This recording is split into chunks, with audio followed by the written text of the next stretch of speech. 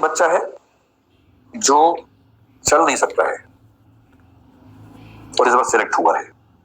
मेरा स्टूडेंट नहीं है, अंग्रेजी माध्यम का है, मॉक इंटरव्यू में स्टूडेंट था, तो उसकी इच्छा थी कि वो मुझसे मिले, तो मुझे लगा कि आपसे भी मिलवाता हूँ, आपको प्रेरणा मिलेगी, है ना। बुलाइए बुलाइए।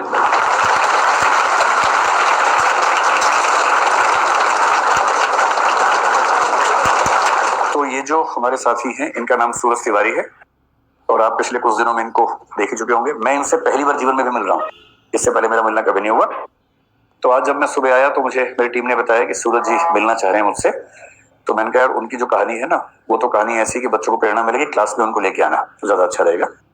सूरज शायद मॉक इंटरव्यू हमारे स्टूडेंट थे इस बार करोलबाग में, इंग्लिश मीडियम में। इनका इंग्लिश मीडियम है और मैं चाह रहा हूँ कि वो खुद आपको अपनी कहानी सुनाए और आप बस जब जब आपको लगे ना कि जिंदगी बहुत मुश्किल है तो उनको देखिए जिनकी जिंदगी आपसे कई हजार गुना मुश्किल है, और अगर वो रास्ते बना सकते हैं तो आप तो फिर लीजिए, आप भर पाएंगे इसको।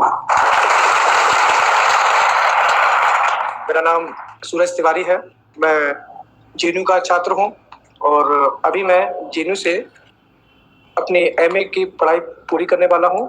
और मैंने एमए रशियन लैंग्वेज में मेरा 11 वीक क्लियर किया हुआ है और यूपीएससी का प्रिपरेशन भी मैंने जेएनयू आने के बाद ही शुरू किया। और 5 साल के इस प्रयास में सबका साथ था, जिसमें सर को पता नहीं, लेकिन सर भी मेरे पीछे एक दीवार के जैसे खड़े रहे, हमेशा सपोर्ट देते रहे और मेरे दोस्त भी मेरे साथ रहे।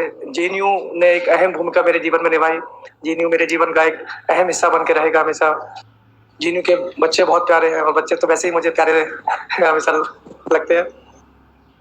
संघर्ष बहुत ज्यादा था, चैलेंजेस काफी ज्यादा थे, सपने भी बहुत बड़े थे, पूरा भी करना था, रुक भी नहीं सकते थे। बस जेएनयू आए, जेएनयू आकर एक प्रोफेसर मिले, डॉक्टर जीएन कारला। उन्होंने अपने एनजीओ से मुझे जब ये मोटाइल व्हीलचेयर दिया,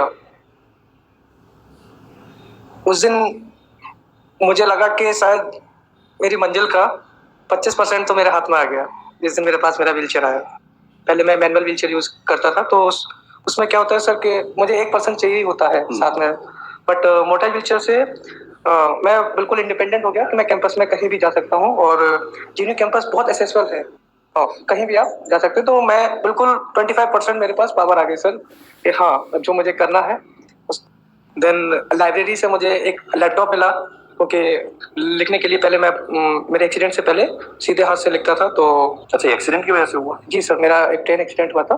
थोड़ा सा बताइए क्या था वो? 29 जनवरी 2017 को मेरा एक ट्रेन एक्सीडेंट हुआ था। मैं दिल्ली से अलीगढ़ जा रहा था, तो पैसेंजर ट्रेन होती है सर, उसमें भीड़ काफ़ी ज़्यादा होती है। तो ज़्यादा भीड़ होने की वजह से मैं गेट पे ही था, तो भीड़ ज़्यादा थी, मेरा पैर फिसल गया और जब मैंने आंखें खोली तो मैं एम्स में था और जब तक मेरा ऑपरेशन हो चुका था, तो मुझे पता ही नहीं लगा कि कब हुआ, कैसे हुआ। उसके बाद में ही सर मुझे जेएनयू के बारे में पता लगा, फिर जेएनयू गया, प्रिपरेशन स्टार्ट की। आपका जब मैंने पहली बार एक रील्स पे आपको देखा था मैंने इंस्टाग्राम पे, तो यही सब बना के डालते हैं।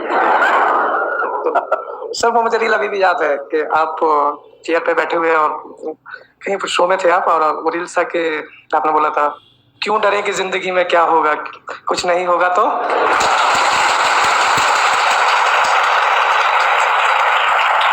मैंने कभी ये नहीं सोचा था, मैंने प्रिपरेशन तो की थी, लेकिन सर से मिलने का मेरा काफी मन था, क्योंकि जिससे भी मैंने बात किया तो सबने बोला कि दृष्टि आईएएस है, विकास सर है, आपको एक बार मिलना चाहिए, गाइडेंस लेनी चाहिए। और मैंने एक बार मेल भी किया था, तो कुछ रेस्पॉन्स आया था, मुझे शायद रेस्पॉन्स ध्यान नहीं किया था। फिर मैंने यूट्यूब से ही सर आपको फॉलो करना स्टार्ट किया, आपके एथिक्स के लेक्चर जो भी हैं, तो समझने के लिए मैंने सर आपका हिंदी वाला भी देखा हुआ है। और जनरली मैंने हिंदी और इंग्लिश दोनों को मिक्स करके ही अपने नोट्स बनाए थे, और इंटरव्यू में जाने से 2 दिन पहले सर आपके एथिक्स के नोट्स भी मैंने रिवाइज किए थे और उनसे सवाल भी बने थे, और शायद उन्हीं सवालों का जवाब है कि आज मैं यहाँ पे हूँ।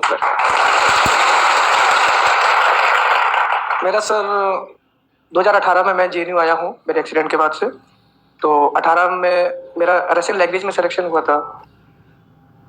मैं इंग्लिश ठीक से नहीं बोल पाता था उस समय पर। कौन बोल पाता देश में? तो ऐसा क्या है, हिंदी वही बढ़िया सर। तो मुझे एक सर इंग्लिश के साथ साथ एक न्यू लैंग्वेज भी सीखना था, रशियन लैंग्वेज, क्योंकि मेरा पूरा भविष्य और सब कुछ उस भाषा पे टिका हुआ था जिसको मैंने जिंदगी में पहली बार सुना था।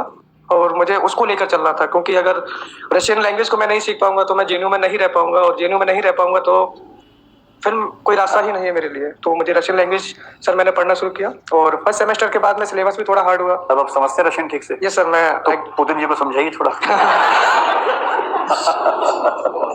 और क्या सर्विस कौन से मिल रही है? आईएएस मिल रहा है? ये सर मुझे प्रॉपर आईएएस मिल रहा है।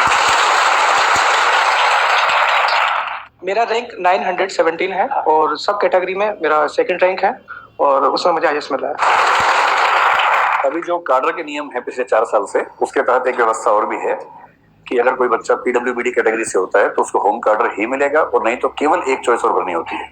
सरकार की जिम्मेदारी है कि होम कार्डर दे या नेक्स्ट जो दूसरी चॉइस है।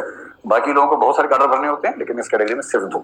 तो आपका होम कार्डर कहाँ का है? सर मेरा होम कार्डर उत्तर प्रदेश है, और मिल जाएगा उत्तर प्रदेश। सेकंड प्रेफरेंस मैंने झारखंड दिया हुआ है। झारखंड है, तो इनको 2 ही प्रेफरेंस है, तो उत्तर प्रदेश मान के चलिए कि वहीं मिल जाएगा। आप लोग के कोई सवाल हो, कोई